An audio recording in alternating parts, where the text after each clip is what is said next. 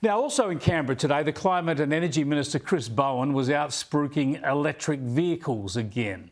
I mean, knock yourselves out if you want to buy one. They make a bit of sense around the city if you've got the cash and somewhere to charge your EV. But if they're so good and practical, God knows why another $20 million of your taxes are needed to encourage more uptake. In the first 12 months, EV sales have lifted from 2% to closer to 8%. That's pretty good in 12 months. But we have an enormous amount of work to do.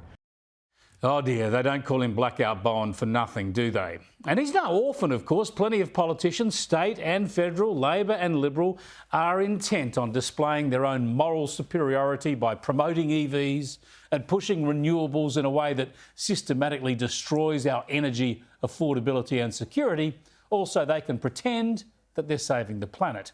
In New South Wales, the politicians, state and federal, have been keen to halt any exploitation of gas or oil resources off the coast.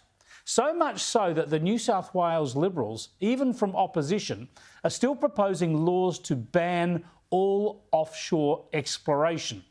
This is the Liberals, the party of economic progress, and they want to ban anyone even looking for gas, coal, oil, gold, uranium, whatever useful and enriching resources are out there for our nation, for our future, offshore.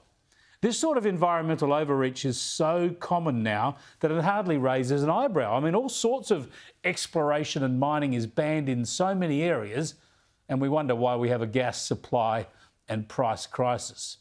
But what amuses me about this, well, in equal parts it distresses me, is that while we apparently want to ban any offshore drilling vessels or extraction infrastructure from our waters, we're happy to fill those same coastal waters with offshore wind turbines. Just this month, Bowen has confirmed the Hunter Coast, the Newcastle area in New South Wales, as the second special zone after Victoria's Gippsland for offshore wind development.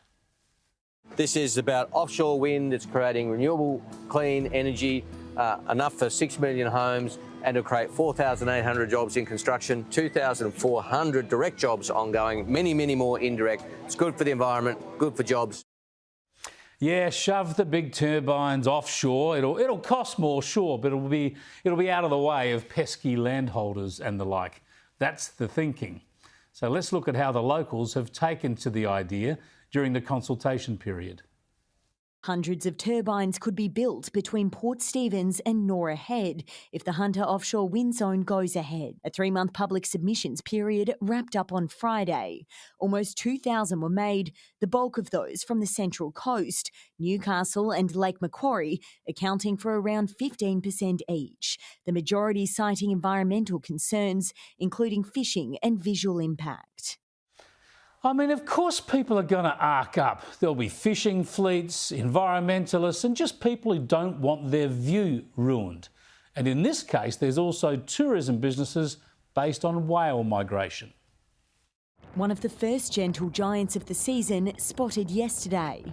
There will definitely be thousands coming through over the next couple of months. Frank Future is worried about the wind turbine's impact on the mammals that have been the focus of his 28-year whale-watching career, alongside fur seals and birds on Cabbage Tree Island, 8 kilometres from the zone. And to have man-made giant turbines out there may be a good idea, but it's a good idea in the wrong place. Yeah, great idea, just not here, just not in my backyard. That's exactly the refrain we're going to hear again and again. At the moment, the offshore wind is going ahead now off the Hunter Coast, but let's see if opposition builds up. And then let's see how we go with thousands of hectares to be covered in solar panels, thousands of hectares built out with wind turbines, the hundreds of kilometres of coastline sullied by offshore wind turbines, and of course, 10,000 kilometres or more of countryside and land holdings and farms to be crisscrossed with giant transmission lines. This all amounts to hundreds of billions of dollars that we'll all pay for, of course. But think of the local battles with landholders and the local populations and the court cases and the protests. We've seen them and talked to people about them on this program around the snowy hydro transmission plants. We've seen them over those Queensland wind farms along the ranges along the coast and talked to people about that as well. We've also seen yesterday farmers protesting in Canberra. And of course, we've interviewed on this program crayfishers in South Australia complaining. And there'll be plenty more for a long while to come. Apart from being technically and practically impossible and ridiculously expensive, this renewables push is going to be a political and planning nightmare, project by project, location by location, for years to come. Great idea, mate, but just not in this spot, not in my backyard. Good luck, Chris Bowen.